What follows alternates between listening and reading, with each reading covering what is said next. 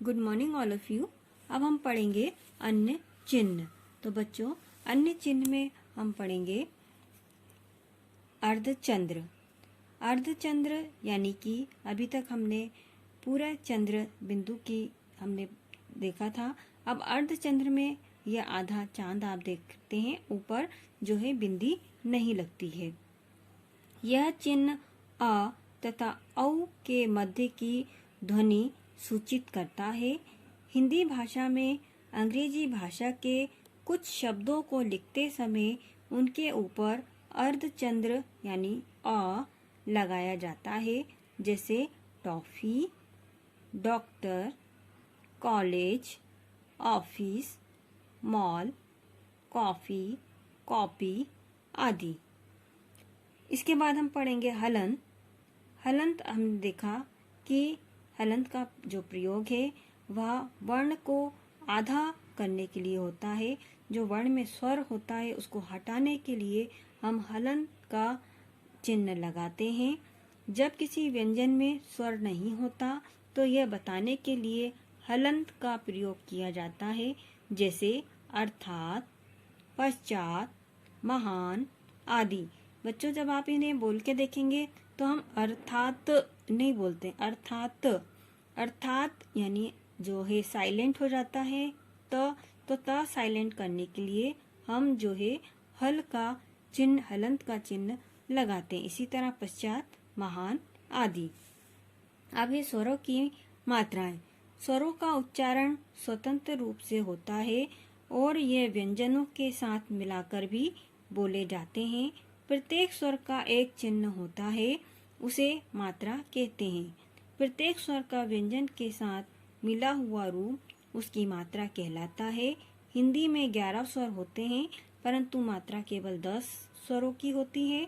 स्वर अ की कोई मात्रा नहीं होती, यह व्यंजन के साथ ही जुड़ा रहता है। तो बच्चों, हमने देखा कि जो स्वर थे वो कितने थे?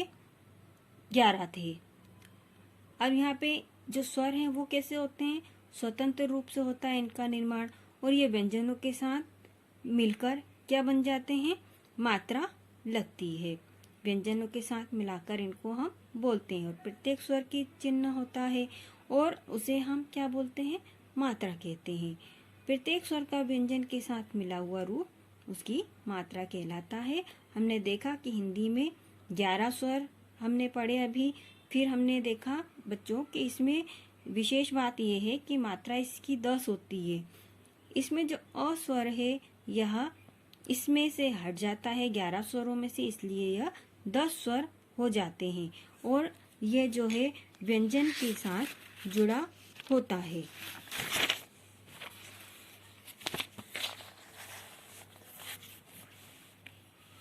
बच्चों, यहाँ पर आप देख रहे हैं इस चार्ट को। यह चार्ट आप देखिए किस तरह से स्वर, मात्रा, मात्रा के साथ व्यंजन और शब्द।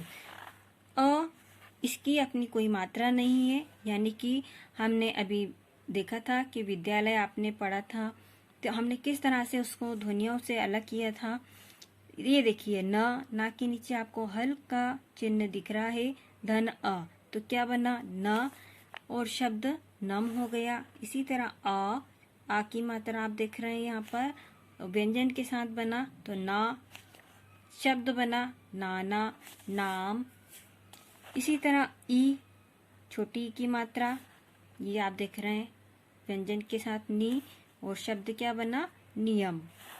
फिर ई यानी इसे हम बड़ी की मात्रा बोलते हैं, व्यंजन के साथ बना नी और शब्द क्या बना? नीता। इसी तरह ऊ, व्यंजन के साथ बना नू और शब्द क्या बन गया? नुकसान। इसी तरह आप देख रहे हैं ये बड़ा ऊ यानी ऊ की मात्रा, ना में आप देख रहे हैं व्यंजन के साथ नू और शब्द क्या बना? नूरी। इसी तरह देखिए यह आपने री यानी कि ऋषि भी इसको बोलते हैं, पर मात्रा इसकी लगती है री की। और जब व्यंजन के साथ इसको देख रहे हैं आप, ना के नीचे रा लगा है और शब्द क्या बना? नृप। इसी तरह से ऐ यानी कि एक मात्रा, व्यंजन के साथ लगी ने और क्या हो गया? नेक।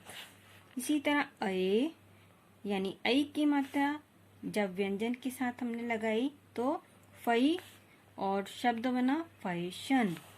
इसी तरह ओ एक मात्रा व्यंजन के साथ हमने लगाई सो हो गया, शब्द बना सोना।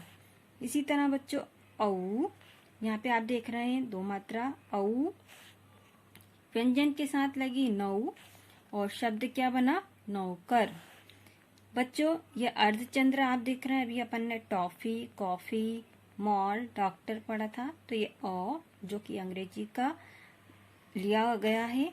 फिर ये आप देख रहे हैं व्यंजन के साथ, ये हो गया क, फिर शब्द बना कॉपी, मॉल, डॉक्टर। बच्चों इसी तरह देखिए इसमें विशेष बात, र में उ तथा उ की मात्रा मध्य में लगाते हैं, जैसे रुपया, रूप आदि। बच्चों ये आप ध्यान से देखिए, रा में उ यानी छोटा उ और ये बड़ा उ। आप देखते होंगे रुपया और रूप दोनों में जो है उच्चारण अलग हो जाता है।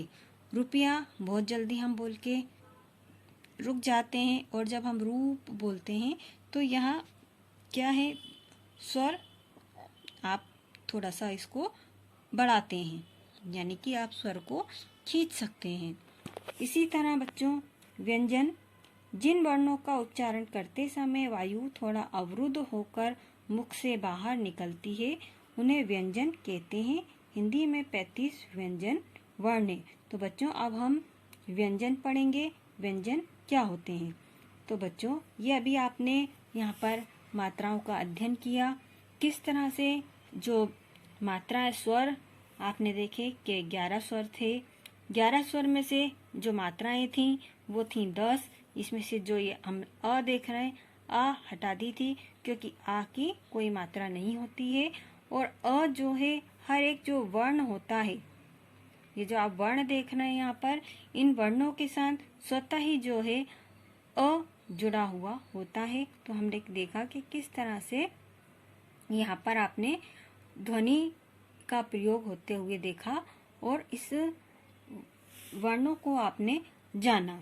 तो बच्चों यहाँ पर इसमें आप ये भी ध्यान दीजिएगा, जो ई और ई और ई की मात्रा यानी छोटी ई और बड़ी ही, चाहे वह छोटा ऊ हो चाहे बड़ा ऊ हो, तो कोई सी भी छोटी की मात्रा है वह बहुत कम समय के लिए हम उसका यूज़ कर पाते हैं, यानी कि बहुत कम समय लेती है। जैसे आप देख रहे थे यहाँ पे नियम, आपने नियम बोल आप कितना कम समय लिया। इसी तरह आप जब नीता बोल रहे हैं, है ना, आपने नूरी बोल रहे, नुकसान बोल रहे, तो जो छोटी मात्रा वाले शब्द हैं आप उसमें बहुत कम समय लेते हैं, यानी मात्रा उसमें एक ही होती है। और जब आप नीता बड़ी की मात्रा जब आप बोलते हैं तो इसका स्वर जो है थोड़ा आप इसको दूर तक ले जा सकते हैं। तो बच्चों ये हमने जाना स्वर। अब हम आगे पढ़ेंगे व्यंजन। तो बच्चों हम अब व्यंजन के बारे में अध्ययन करेंगे।